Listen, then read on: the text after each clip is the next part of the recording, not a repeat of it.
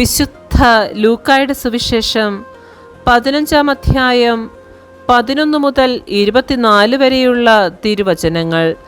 ധൂർത്തപുത്രന്റെ ഉപമ. അവൻ പറഞ്ഞു, ഒരു മനുഷ്യന് 2 പുത്രന്മാരുണ്ടായിരുന്നു. ഇളയവൻ പിതാവിനോട് പറഞ്ഞു, പിതാവേ, സ്വത്തിൽ എൻ്റെ ഓഹരി എനിക്ക് തരിക. അവൻ സ്വത്ത് അവർക്കായി ഭാഗിച്ചു. ഏറെ താമസിയാതെ ഇളയ മകൻ എല്ലാം ശേഖരിച്ചുകൊണ്ട് ദൂരദേശത്തേക്ക് പോയി അവിടെ ധൂർത്തനായി ജീവിച്ച് സ്വത്ത് നശിപ്പിച്ചു കളഞ്ഞു. അവനെല്ലാം ചെലവഴിച്ചു കഴിഞ്ഞപ്പോൾ ആ ദേശത്ത് ഒരു കഠിന ക്ഷാമമുണ്ടാവുകയും അവൻ ഞെരുക്കത്തിലാവുകയും ചെയ്തു. അവൻ ആ ദേശത്തെ ഒരു പൗരന്റെ അടുത്ത് അഭയം തേടി.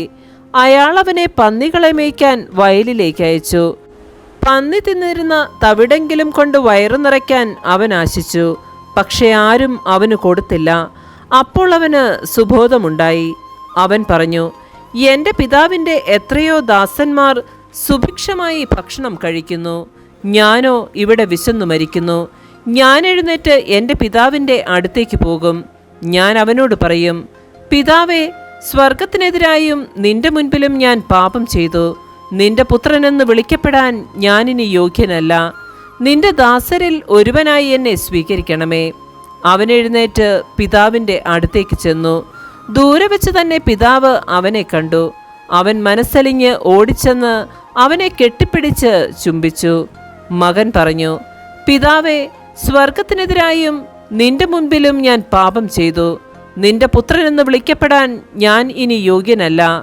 പിതാവാകട്ടെ തൻ്റെ ദാസരോട് പറഞ്ഞു, ഉടനെ മേൽത്തരം വസ്ത്രം കൊണ്ടുവന്ന് ഇവനെ ധരിപ്പിക്കുവിൻ. ഇവൻ്റെ കയ്യിൽ മോതിരവും കാലിൽ ചെരുപ്പും അണിയിക്കുവിൻ. കൊഴുത്ത കാളക്കുട്ടിയെ കൊണ്ടുവന്ന് കൊല്ലുവിൻ. നമുക്ക് ഭക്ഷിച്ച് ആഹ്ലാദിക്കാം.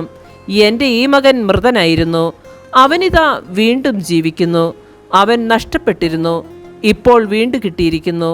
അവർ ആഹ്ലാദിക്കാൻ തുടങ്ങി. നമ്മുടെ കർത്താവായ മിശിഹായ്ക്ക് സ്തുതി.